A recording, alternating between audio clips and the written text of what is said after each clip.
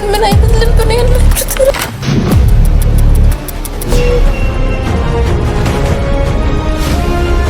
ከውይይቱ ረገድ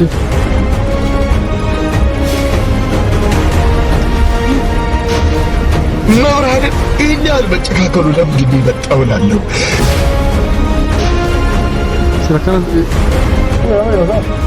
ትናንትና የታረደው ልጅ ምን እንዳሳዘነኝ ልንገራችሁ። ከኦሮሞ መፈጠሬን የጠላሁት ትናንትና ልጁ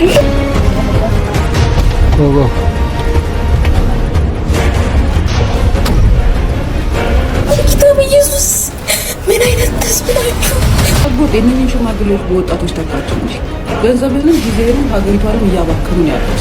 አንፈልጋቸውም። ሰላም ጤና ይስጥልን ውድ የቃል ሚዲያ ቤተሰቦች እንደምን ቆያችሁ? እግዚአብሔር ሰላም ከሁላችን ጋር ይሁን እያልን ወቅታዊና አዳዲስ መረጃዎችን ይዘን መጥተናል። ቪዲዮውን ከመጀመራችሁ በፊት ላይክ በማድረግ ጀምሮ እንዲሁም ሀሳብ አስተያየታችሁን የኮሜንት ሴክሽን ላይ ያስቀምጡልን። ቀጥታ ወደ ቪዲዮ እናልፋለን። ሰብስክራይብ ለምንድን ነው የማታደርጉት?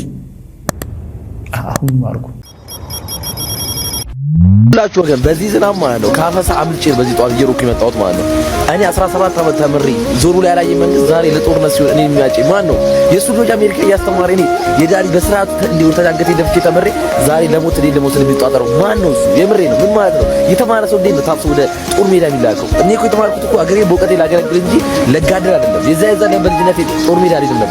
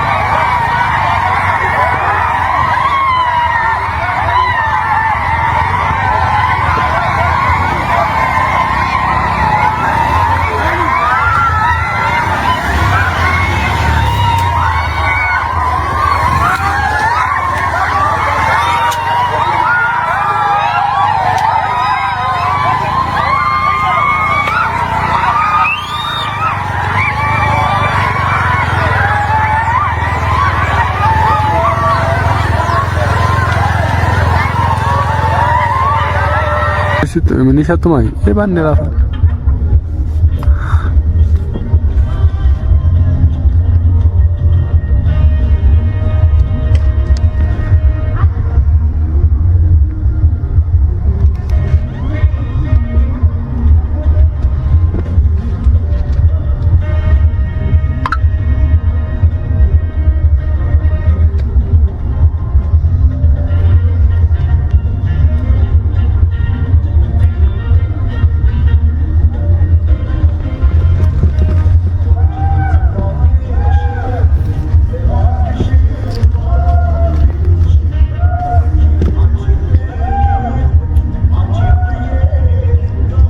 كانتويا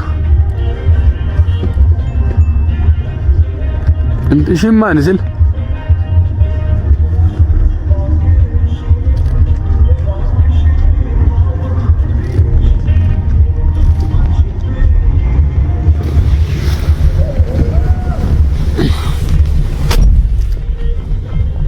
ما ينزل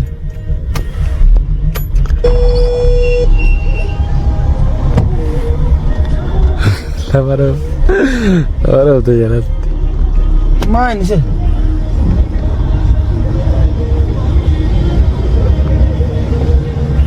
ቱም ነገር ነው ሚጫነው እኮ ማንደም እኮ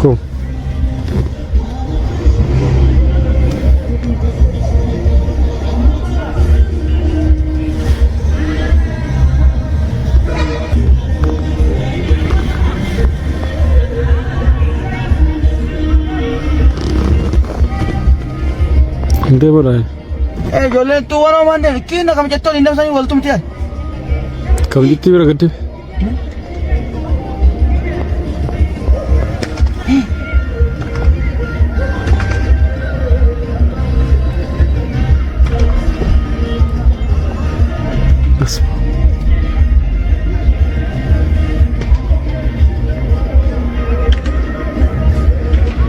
silakan udah mulai kawan mulai nanti sama kalian teman ini iya nanti mulai dah يا ربي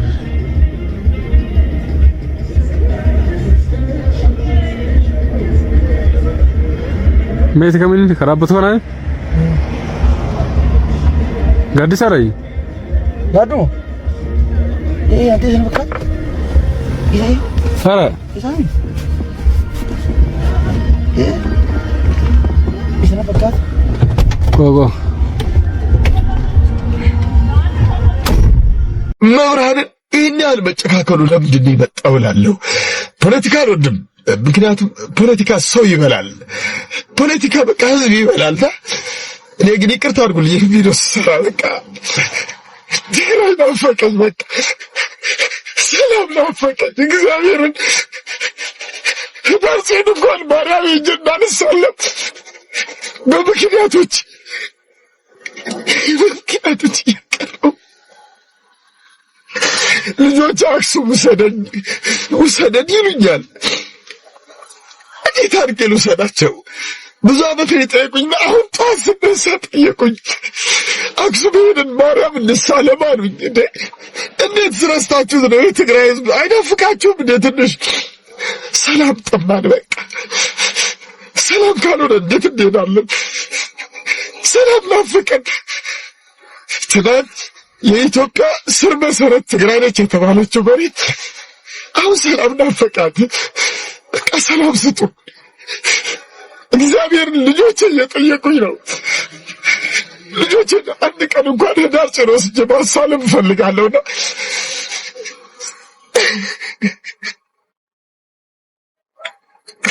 አላውቅም። በቃ ይቅርታ አድርጉልኝ።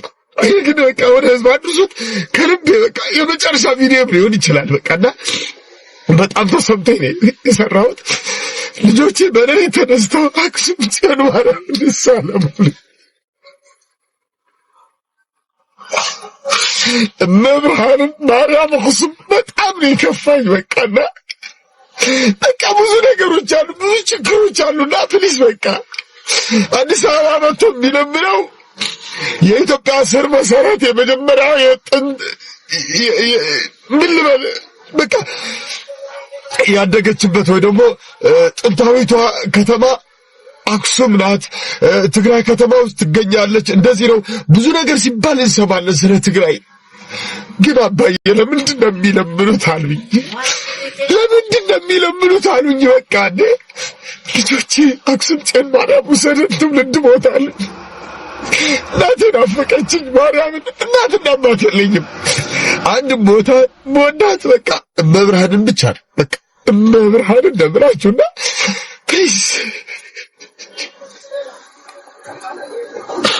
ይቅርታ ልጆቼ አክሱም አገር ወስደ ለምንድን ነው ጽላተ ሙሴ ጽዮን ማርያም ማታሳልመን ስላሉኝ ነው የሰራሁትና ሰላም በቃ ሰላም ስጡን። ሰላምን ማን የሚጠላው? ቤታችሁ ስትገቡ ልጆች ሲወርቁ እኮ ደስ ይላችኋል አይደል? ያ ናፍቆት ትግራይ ላይ የለም። ስለዚህ ሰላም ስጡን በቃ። ጎጥ የነኝን ሽማግሌዎች በወጣቶች ተካቸው እንጂ ገንዘብንም ጊዜንም ሀገሪቷንም እያባከኑ ነው ያሉት። አንፈልጋቸውም።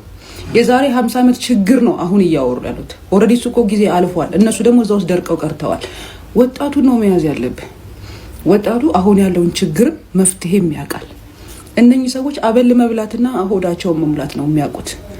ገዳም በመግቢያ እድሜያቸው ፓርላማ ለመግባት እየተጋጋጡ ሀገሪቷን ወደ ኋላ እያስቀሯት ነው።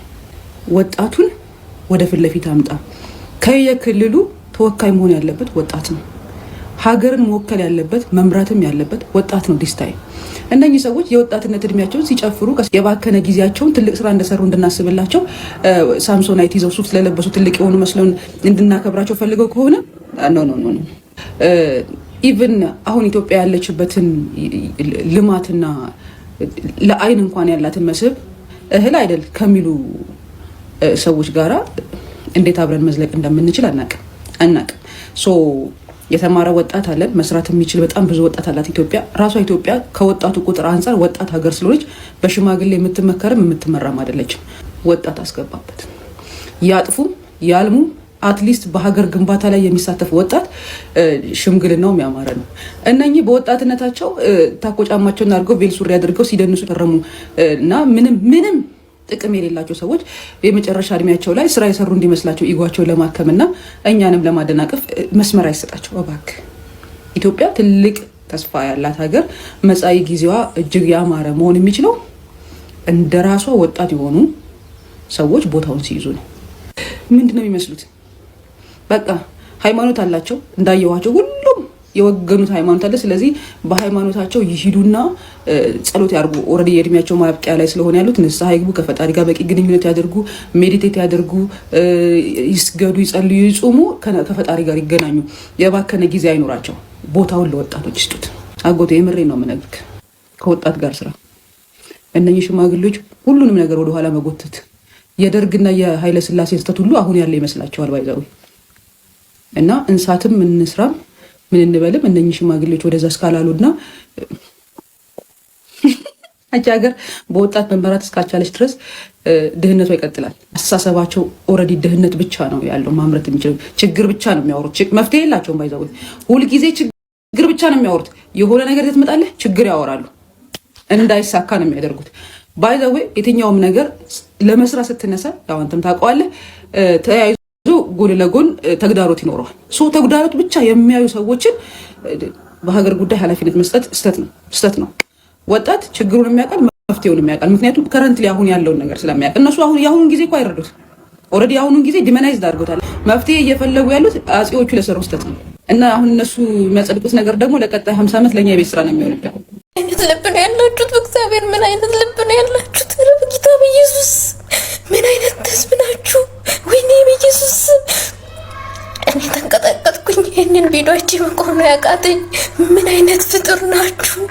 ከሰው ነው የተፈጠራችሁ? በሰው ሀገር እናቱን ሊረዳ ባህር አቋርጦ የመጣን ልጅ አንገቱን የምትቆርጡት ሆናችሁ ነው። ምን ባረጋችሁ ነው? በእግዚአብሔር በመስጠሪት ምን አረጋችሁ?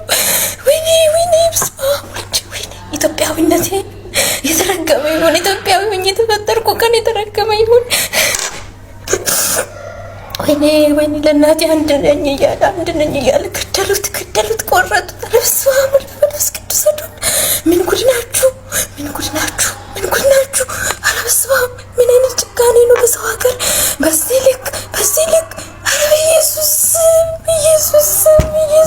እውነት እግዚአብሔር ይፍረድባችሁ። ከኦሮሞ መፈጠሬን የጠላሁት ትናንትና ነው። ልጁ እኔ ለእናቴ አንድ ልጅ ነኝ፣ በአላህ ተውኝ ልኑርላት ለሷ ብዬ ነው የወጣሁት ብሎ እየለመናቸው በብላ እንደዚህ እንደ በግ አስተኝቶ ካቆራረጡት በኋላ ደሙን እንደዚህ እንደ ውሃ ይጫወቱበታል። ሌላኛው ደግሞ ቆሞ ጀግና አንተ ጀግና ነህ። የታረደው እኮ የወሎ ልጅ ነው፣ ያረደው ደግሞ የአርሲ ልጅ ነው። እኔ ኦሮሞ ሁኜ ከናንተ በመፈጠሬ አፍራለሁ። የአባቴ አምላክ ይጨርሳችሁ። እናንተ የተረገማችሁ ፍጥረት፣ የተረገማችሁ እናንተ የአርሲ ልጆች ሰው ናችሁ? እንስሳ ናችሁ? ምንድናችሁ? አልፎም ተርፎ ትናንትና እዚህ ትናንትና ዝግጅት ተዘጋጅቶ ነበርና ሴቶች እዚህ በጣም እየተጣሉ አንዷ ጭራሽ አሁን ኦብስታላት። ምንድናችሁ እናንተ? እኔ ከናንተ በመፈጠሬ ወላሂ ጣላሁ። እናንተ ፈጣሪ ይጨርሳችሁ። እኔ ኦሮሞ ከናንተ ኦሮሞ በመሆኔ ወላሂ ላዝም እኔ ከዚህ በኋላ ኦሮሞ አይደለሁም ብዬ ደማችሁን ከደሜ ውስጥ ባወጣ ደስ ባለኝ ነበር።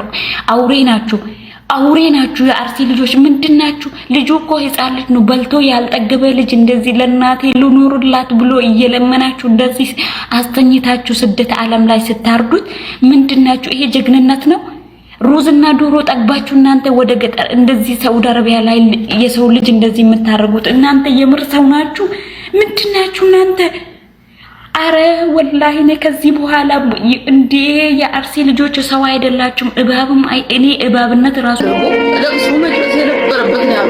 ምክንያቱም አንድ ገዳይ መንግስት፣ አንድ ገዳይ ስርዓት የእምነት ገደል ቃሉ መጥቶ በዚህ ልክ ህዝቦችን የጎረቤት ሀገር መንግስትን ጋብዞ ዜጋውን በድህነት የሰራነውን ኢኮኖሚ እንዴት አድርጎ እንዳወደሙ እንዴት አድርጎ እንዳፈረሰው በሐሰት ቃል ኪዳን ተከፋፍቶ ህዝቦችን ለማውደም፣ ህዝቦችን ለመግደል፣ ህዝቦችን ለመጨፍጨፍ እኛ ቃል ኪዳን ተጋብቶ ህዝባችን እንዴት እንደበላው ራሱ የበላው መንግስት ራሱ የበላው የበላው ስርዓት ራሱ የበላው አብይ አህመድ የእምነት ክደት ቃሉን ሲሰጥሰን የእውነቴን ነው የምላችሁ።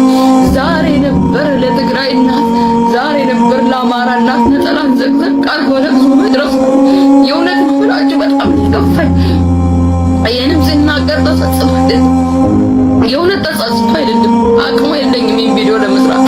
የእውነቴን ነው የምላችሁ ተጸጽቶ ሪግሬት አድርጎ ይቅርታ ለመጠየቅ አይደለም ያን ያለበት ዋሽ ነበር።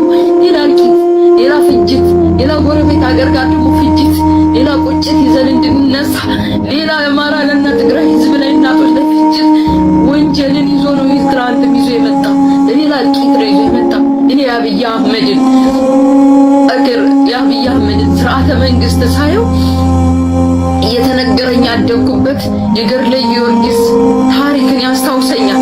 የድራጎን መንግስቱ እንዴት አድርጎ ህዝቡን ይበላ እንደነበር፣ ነገር ግን የበር ልጁን እየሰጠ የበር ልጁን እያስበላ እንዴት ያጨበጭብ እንደነበር ያን ህዝብ እየተነገረኝ ያደግኩትን ነገር ያስታውሰኛል። የእውነት ነው የምላችሁ ይህ ሞት እየተነገረ ይህን ያለቂ ህዝቦች በልቶ ህዝቦቻን ገሎ የማይጸጸት ሪግሬት ማያደርግ ደግሞ ለሌላ ፍጅት ለሌላ እልቂት ተዘጋጅቶ ራሱን አዘጋጅቶ ምን ያህል ክፉ የማይረካ ዳቢሎስ ሀገራችን ላይ እንደተጣለ ሳስበው የእውነቴን ነው የምላችሁ ምን ያህል በዛ ሀገር ላይ ያሉ እናቶች ምን ያህል መከራ እያሳለፉ እንደሆነ በጾም ማርያም ቀን በአመት ባሏ ቀን በሚያከብሯት ቀን ምን ያህል ሄደው ዜጎችን እንደጨፈጨፉ ሲነግሩን አላምን ብለን ዛሬ ግን ራሱ ያደረገውን የእምነት ክደት ቃሉን አንዱን በአንዱ ላይ ለማስነሳት ሌላ ጦርነቱን ለማወጅ እውነቱን ሲናገር